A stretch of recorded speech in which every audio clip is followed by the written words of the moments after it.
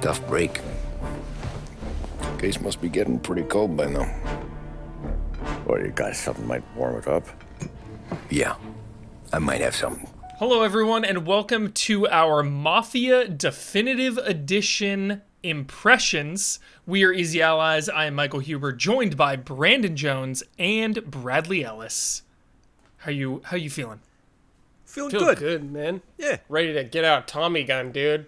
Feeling Tommy pretty good. gun. Iconic weaponry. Oh, yeah. Doing well. So Mafia, you guys have not really played the original. Correct. Jones, I know you played 2 recently, and Brad, have you played 2 or 3? little. What's your... Okay. I've played a little 2, never touched 3 nor 1. Got it. Okay. I am a Mafia fanatic. This is one of my favorite series, and before this game came out, I was nervous. I was extremely nervous because Mafia 3 was not that great, and they went in a direction that the series is not known for. You know, they went full-on open world and side quests, and the remaster was buggy as well. I know Hangar 13 wasn't fully involved with the remaster, but it's still under their watch, so I kind of judge them for it. And now here we are with Mafia Definitive Edition, and I am pumped, guys. I really like it. I want to hear some of your thoughts, because, Jones, I know you love open worlds, and Mafia is really interesting to me because it is an open world that is always telling you where to go. It exists as kind of a backdrop. You're never really let off the reins to go places and do things. What are your thoughts on that? It's interesting. I wouldn't call it a backdrop. I think it's the opposite. I think Grand Theft Auto LA is the backdrop because you can bail anytime. And like when you're doing the story, it's like, yes, it's in that city. You know what this game reminds me of? Vice City. Because in a lot of the other games, you're not like tied to anything. You know what I mean? Like you're a renegade. Like it's up to you to just go and get your justice, start your criminal empire. And in like Vice City, like Tommy's sent, you know, like Tommy's in the you know, he's in the mob already. And like he just doesn't get a lot of, you know, it doesn't have a good reputation. He's like, oh, he's down there in Miami. We don't sweat Miami too much. And so I think this world, dude, I have so many, as an open world fan, I have so many thoughts about how they do Mafia because it's like, I like it.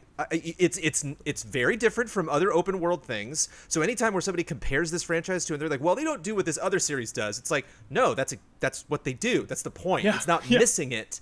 You know, I remember Ben brought up on Frame Trap. He was like, yeah, a lot of people complain about Mafia 2, so there weren't stores and things, mini games, things to do in town. And it's like, I'm joining the mob. I got a mission. You know, it's like I'm so focused on what I'm doing. Like I don't know. I don't have the impulse to do that. There's so much gravitas every time. It's like chapter 4. You're like, here we go. You know, it's a totally different open world storytelling, and like there's no perfect way to do open world storytelling. Like it all is gonna suffer in some way. If you give people a lot of freedom, that's fun, but then it's just like no direction. Like a lot of times people playing GTA are like, I don't even remember what mission I'm on. And in this, like you don't have a lot of freedom, but you'll never have that. There's no question when you're behind the wheel of a car. It's like I know exactly where I'm going, who I'm with, and the world building's really great. The emphasis is definitely on the story, which I love, and just how linear it is can make the missions better, I feel like. You know, it has so much direction. And like you were saying, you know, you never lose sight of the story, Jones, because it is just such a big part of the game. Yeah. Brad, you and I love Boardwalk Empire. True, yeah. How are you feeling about Mafia? Oh, yeah, it's scratching that itch, dude. Just being in this world, man, is like giving me, like, it's not the same time period necessarily where it's been a while since I've seen Boardwalk, but not all of it. But anyways, it's giving me that same vibe, that mob, dude, just going in like the little restaurant or something like that. The Don sitting there. I'm like, yes, dude, this is comforting. Yes. Yeah, definite Boardwalk vibes, but yeah, I love the main character Tommy Angelo because he just kind of gets thrown into it. Yeah, he like gets thrown into it, but he's like down. Yeah. He's not like, oh man, get me out of here, or something Totally. like that. He's like, so okay. willing. You know, the very beginning, no spoilers, you know, he gets his taxi cab gets like messed up and he wants revenge. He's like, I want to get these guys back. Like, let's do this. When he gets the opportunity to be in the family, he's like, it would be an honor. And you're like, okay, you know, it's not like what he wanted to do. That's the difference than Goodfellas. Is like the movie opens, he said, my whole life I wanted to be a gangster. And it's like, doesn't seem like something he really considered, but it's interesting. And that's another thing too about open world storytelling is like the narration. Just like not a lot of people do that, you know, where sometimes you'll hear stuff, but it's, like Rockstar always tries to make their stuff very diegetic, or it's like you have to be having a conversation with someone. You don't really get into Marston's head in like Red Dead to have him constantly narrating stuff to bookend all of the story bits. There's like you're so immersed in this guy, and so like that's what's so I really dig it. It's just it's a vibe. It's an introduction to characters that like we don't you don't usually get in open world games. Like you just it's you're put into the story so quick and you're immersed in it so directly. And guys, it is near identical to the original. Yeah. Wow. So, I am meaning the map or the story or the like dialogue and stuff, or the story beats. So like I would say every story beat is slightly expanded, obviously, because it's 2020. They can do more, more acting and dialogue, obviously. But the story beats are the same. The mission structure, the mission objectives, like everything is pretty much so identical. It's just like right in the beginning, when he the very first cutscene when he's meeting with the cop, and he's ready to turn, just like right at that moment, I was like, holy shit, this is Mafia. Like I haven't played through the original in like 5 or 10 years, but I got that feeling of like, dude, here we go. Like I got really excited when it started, and then I've just been so happy with it. I really like the collectibles, because there's like these cool there's the magazine collectibles, which are really cool, like detective comic book style things. But then my favorite ones are there's cards, and for all the characters in all the Mafia games, 1, 2, and 3. oh, fun. I don't know if there's every character, like I haven't found Vito or Lincoln or anything yet, but a lot of the Mafia people are there, and then it gives you a little bit of lore for what they're doing at this time, like during Mafia 1. Oh, cool. So I really like that. Like we saw Galante from 2, and just some really cool, like it feels like they're really tying it all together, which I really liked. So. I'm thrilled that I don't recognize anyone in this game. I don't recognize voice actors. I don't recognize any of these faces. It's like I'm so immersed in who they are. Especially these like first like 4 characters who come at you from the mob. Just like these are so distinct, such distinct guys. And another thing that I like too is it's like even like Sleeping Dogs, there's like a little bit of parody, and like both of the Mafia games are like, nope, we are telling a story in this genre. Serious. We're not parodying this genre. We're not like making fun of the genre. This is the genre. Like this is a mob story. And like when I play GTA games, the cutscenes, I'm always like got my controller up. I'm like, woohoo, this game's fun. Every time, like I'll go in a door and he's just like, "Hey, how you doing?" I just like put the controller down, lean back in my chair, like I'm watching a movie. Like this. This is a long, slow scene. I really dig the pace of it. Hell yeah. The first one as well, guys, was known for being realistic. So you would have like 1930s vehicles driving really, really slow. There are numerous difficulties, and I have fooled around with these. So there's easy, normal, hard, and classic. And if you put it on hard or classic, it does simulation driving and police. And then if you bump it up to classic as well, the difference between classic and hard, I noticed, was traffic signs will appear on hard that tell you where to turn. It's a really weird, subtle mechanic. I but saw it'll those be like on medium. Yeah, and medium as well. That's actually one of my Easy, favorite medium, design hard. things. Is they look like traffic signs. They put them just on the side of the road in the world. I was like, oh, that's a clever. Yeah, you can. And then they're easy to see, but they're not like an eyesore. It's not like some big like Daytona like arrow. And then classic gets rid of those further. I played on classic because I wanted the like authentic driving experience. I noticed though. I want to get your thoughts on it. I noticed the cars. The only difference with classic and hard or normal and whatever is how much the car spins out. I did notice that even on normal and classic, the difference of how fast the car goes or how it controls is very similar. It just seemed like when I did turns and stuff on classic, you spin out quite a bit more. Do you guys like the realistic style, the slower pace, the slow cars? Man. I feel like that's the whole pace of the game is slower pace. Yeah. I've played a couple hours and I think there's been one mission where I've like used a gun and it's like I haven't used a gun like throughout the rest of the game. I love it. It's like when something goes down, dude, it feels like a big deal.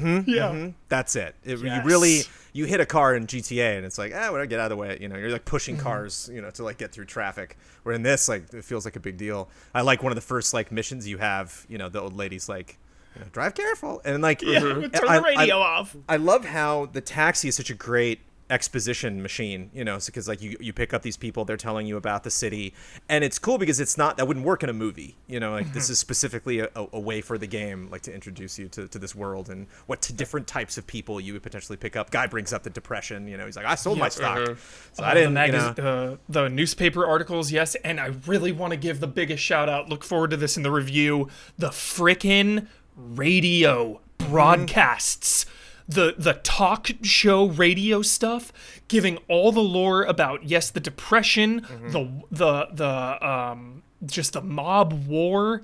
There was a really awesome part where the World Series baseball game was going on, and I was just like listening to that's so cool. He's like, and here's the pitch, and it's a strike, swinging a miss. Full on World Series baseball broadcast. Side of the road.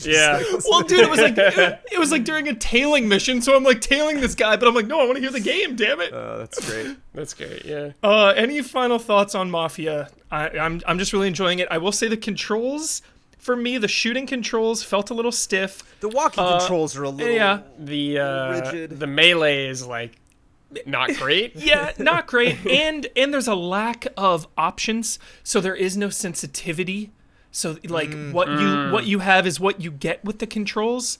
And again, the difference between the difficulties I want to stress is just lethality and like bullet sponginess of the enemies. On classic, you will get bursted down so fast, but I ended up really liking that. I loved how lethal it was, where anytime you were ducked, you just had to pick your shots, like pop up, shoot, get down. You had to get headshots, so it's really, really difficult on classic, which I liked. And then you can put it on normal, nice and chill, you're just blasting people with the Tommy gun.